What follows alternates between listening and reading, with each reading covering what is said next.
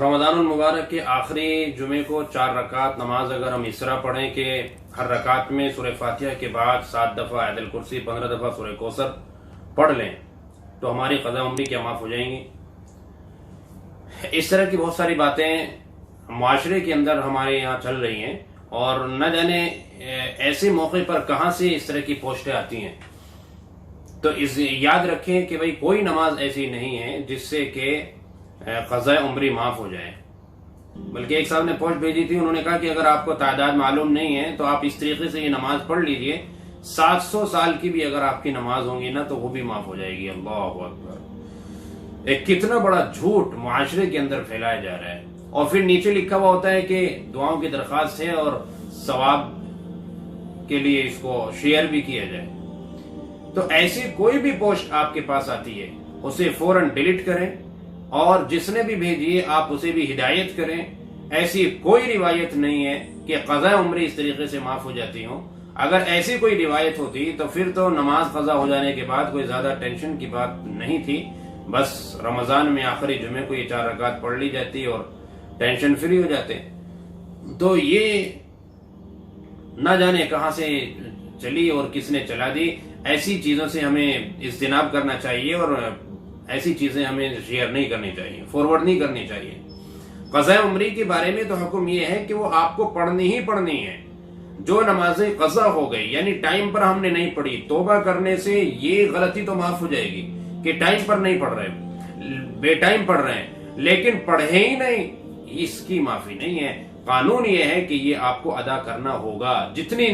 عبادتیں فرض ہیں، جیسے زکوٰۃ دینا فرض ہے، رمضان المبارک کے روزے رکھنا فرض ہے، 5 وقت کی نمازیں فرض ہیں، یہ جو فرض عبادتیں ہیں ان کا ادا کرنا ہی ضروری ہے۔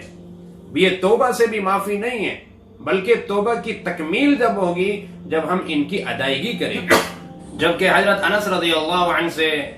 ایک روایت مسلم شریف کی ہے جس میں حضرت انس رضی اللہ عنہ فرماتے ہیں کہ اللہ کے نبی صلی اللہ علیہ وسلم نے ارشاد فرمایا کہ اگر کوئی شخص نماز پڑھنا بھول جائے تو اسے چاہیے کہ جب یاد آ جائے تو وہ نماز پڑھ لے، اور اس روایت میں یہ بھی فرمایا کہ لا کفارۃ لہا الا ذالک، کہ اس کے علاوہ کوئی کفارہ نہیں ہے، صرف ایک یہی راستہ ہے کہ پڑھی جائیں گی، معافی نہیں ہے۔ جیسے کہ ایک اور روایت ہے اور مسلم شریف میں ہی ہے، حضرت انس رضی اللہ عنہ سے مروی ہے، آپ صلی اللہ علیہ وسلم نے فرمایا اگر کوئی نماز کے وقت سوتا رہ جائے یا غافل ہو جائے نماز سے تو اسے چاہیے کہ جب اسے یاد آ جائے یا جب وہ بیدار ہو جائے تو وہ نماز پڑھ لے۔ لہذا ہم اپنا محاسبہ کریں اور زندگی بھر کی ہم اپنی نمازوں کے بارے میں غور و فکر کریں۔ بالغ ہونے کے بعد سے ہماری کیا کیفیت رہی ہے نماز کی، بالکل ہی نہیں پڑھتے تھے یا کبھی پڑھتے تھے کبھی نہیں پڑھتے تھے، اور کب سے ہم پابند ہوئے ہیں نماز پڑھنے کے باقاعدہ۔ تو یہ ہم اس پر غور و فکر کر کے اور اس کا نچوڑ نکالیں کہ تقریباً میری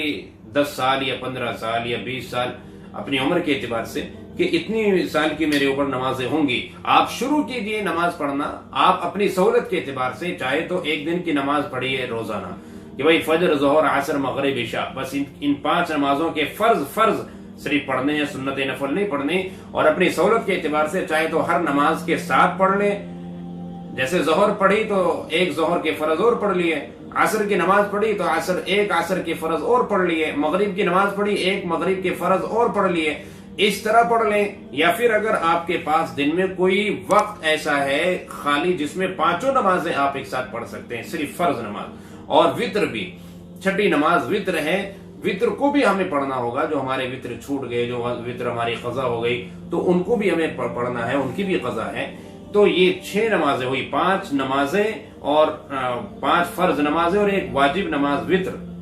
ان کی ہمیں قضا۔ اگر وقت ہے ہمارے پاس کہ ہم ان سب کو ایک ساتھ پڑھ سکتے ہیں تو روزانہ ایک ساتھ ان کو پڑھ لیں، تو آپ پڑھنا شروع کیجئے۔ اگر اللہ تبارک و تعالی نے آپ کو اتنی زندگی دی تو انشاءاللہ یہ آپ کی نماز مکمل ہو جائیں گی، اور اگر اس سے پہلے اللہ تبارک و تعالی نے بلا لیا تو آپ اپنی مکمل نمازوں کے ساتھ میدان محشر کے اندر حاضر ہوں گے۔ تو لہذا بھائی اس طرح کی جو پوسٹیں اور اس طرح کے میسیجز جو وائرل ہوتے ہیں